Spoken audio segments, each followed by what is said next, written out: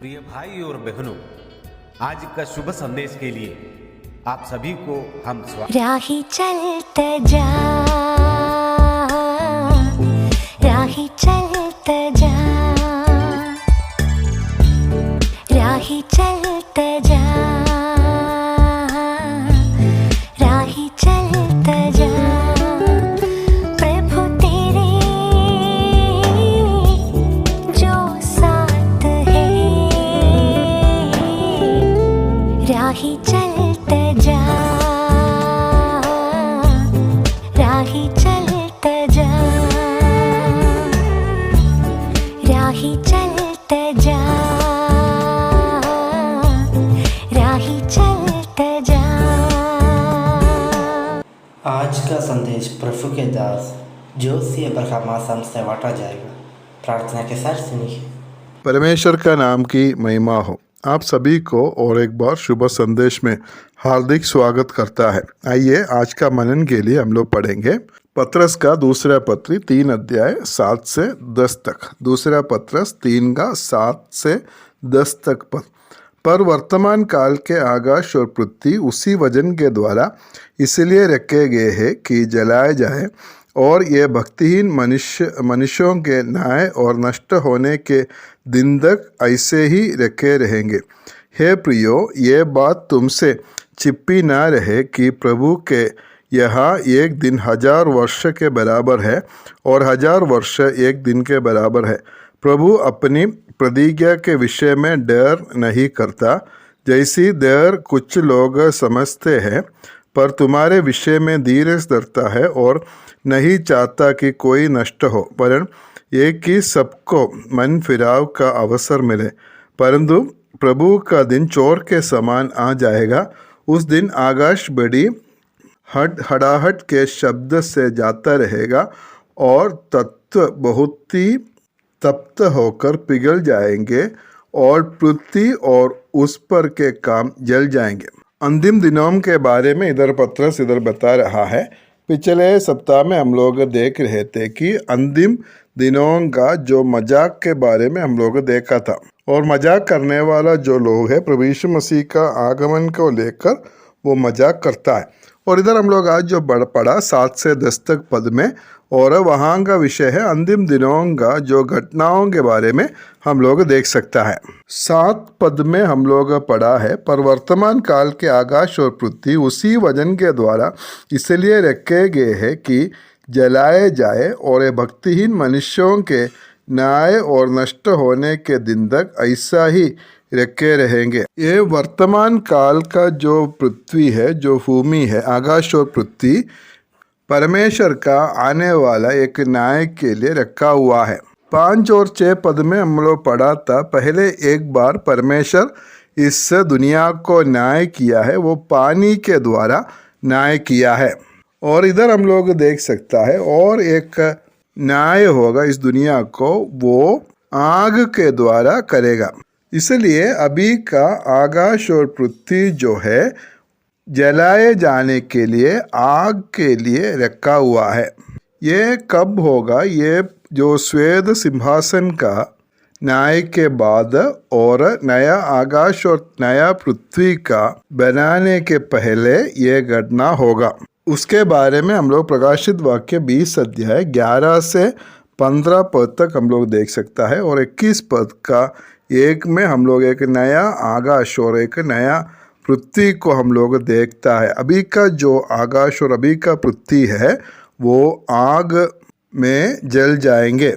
यही विषय हम लोग बहुत जगह में हम लोग देख सकते हैं। व्यवस्था विवरण 32 अध्याय 22 पद में पढ़ता है, मेरे कोप की आग भड़क उठी है, जो पाताल की तह तक जलती जाएगी, और पृथ्वी अपनी उपज समेत भस्म हो जाएगी, और पहाड़ों की नींवों में भी आग लगा देगी। यशायाह का किताब 34 अध्याय उसका 4 पद में हम ऐसे पढ़ता है, आकाश के सारे गण जाते रहेंगे और आकाश कागज के समान लपेटा जाएगा। मलाकी का किताब 4 का 1 में हम लोग पढ़ता है, क्योंकि देखो वो दत्कते भट्टे का सा दिन आता है, जब सब अभिमानी और सब दुराचारी लोग अनाज की कुंडी बन जाएगा और उस आने वाला दिन में वे ऐसे भस्म हो जाएंगे कि उनका पत्ता तक ना रहेगा। सेनाओं के यहोवा का यही वचन है। यह सब जगह में हम लोग देख सकता है कि अभी का ये दुनिया है और आकाश और पृथ्वी जो है वो जलाए जाएंगे। और दूसरा पत्रस 3:8 में हम लोग पढ़ता है, हे प्रियो, ये बात तुमसे चिपी न रहे कि प्रभु के यहाँ एक दिन 1000 वर्ष के बराबर है और 1000 वर्ष एक दिन के बराबर है। और 9 पद में बढ़ता है, प्रभु अपनी प्रतिज्ञा के विषय में देर नहीं करता जैसी देर कुछ लोग समझते हैं, पर तुम्हारे विषय में धीरज धरता है और नहीं चाहता कि कोई नष्ट हो, वरन एक ही सबको मन फिराव का अवसर मिले। जैसा हम लोग पिछले सप्ताह में देखा था कि जो प्रभु यीशु मसीह का आगमन के बारे में कुछ लोग मजाक करता है, उसका आगमन का प्रतिज्ञा कहाँ गया, और वो विषय को लेकर जो मजाक करने वाला लोग हैं।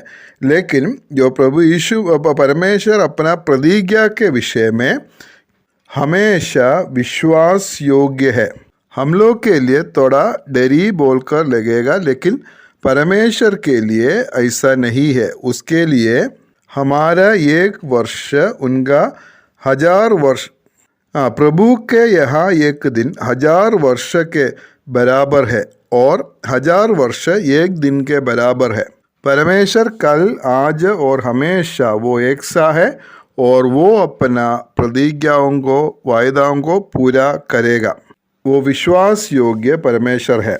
भजन संगीता 90:4 में हम पढ़ते हैं, क्योंकि 1000 वर्ष तेरे दृष्टि में ऐसे है जैसा कल का दिन जो बीत गया, या जैसे रात का एक पहर। 1000 वर्ष प्रभु के सामने एक दिन का बराबर है। इसलिए प्रभु अपना प्रतिज्ञाओं को पूरा करने के लिए कभी देर नहीं करता है। हमारा परमेश्वर सनातन परमेश्वर है और वो समय का, काल का अतीत में रहता है। उनके लिए समय नहीं होता है। हर समय प्रभु के लिए एक जैसा है। इसलिए प्रभु का आगमन का विषय में भी हम लोग को देर जैसा लगने से भी परमेश्वर का हिसाब से वो कभी देरी नहीं होता है और वो उसका प्रतिज्ञा पूरा करेगा। और हमारे जो समय का हिसाब से प्रभु क्यों देरी होता है, हम 9 पद में हम पढ़ा था कि तुम्हारे विषय में धीरज धरता है और नहीं चाहता कि कोई नष्ट हो, वरन एक ही सबको मन फिराव का अवसर देता है। प्रभु सबके लिए मन फिराव का अवसर देता है। ऐसा कोई व्यक्ति ना बोले कि मुझे अवसर नहीं मिला मन फिरने के लिए। विश्वासी हो अविश्वासी हो, हम सबको मन फिरने के लिए अवसर वो देता है। परमेश्वर ये चाहता है कि सबका मन फिराव हो और कोई भी नष्ट ना हो, इसलिए प्रभु वो अवसर देता है। अगर प्रभु का आगमन अभी तक देरी हुआ, उसका मतलब है कि अभी तक प्रभु ने अवसर दिया है। और 10 पद में हम बढ़ता है, परंतु प्रभु का दिन चोर के समान आ जाएगा। उस दिन आकाश बड़ी हड़हड़ाहट के शब्द से जाता रहेगा और तत्व बहुत ही तप्त होकर पिघल जाएगा और पृथ्वी और उस पर के काम जल जाएंगे। लेकिन ये अवसर प्रभु हमेशा ऐसा देते नहीं रहेगा। एक दिन प्रभु अपना वायदा को पूरा करेंगे और उसके बाद में होने वाला जो घटना है, और ये पृथ्वी, ये दुनिया पिघल जाएगा, जल जाएगा। और उसके बाद एक नया जो स्वर्ग, आकाश और पृथ्वी परमेश्वर बनाएंगे, और वही हम विश्वासियों का आशा है। ये सारा दुनिया हट जाएंगे तो भी परमेश्वर का वचन कभी भी नहीं हटेंगे। वो हमेशा के लिए स्थिर है और हमारे प्रभु विश्वास योग्य परमेश्वर है और अपना वायदा को पूरा करने के लिए वो देरी नहीं करता है। शायद हमारा दृष्टि में डर है, लेकिन प्रभु का हिसाब से डर नहीं है, क्योंकि 1000 साल उनके सामने एक दिन का बराबर है। इसलिए अपना प्रतिज्ञा वो जल्दी पूरा करेंगे।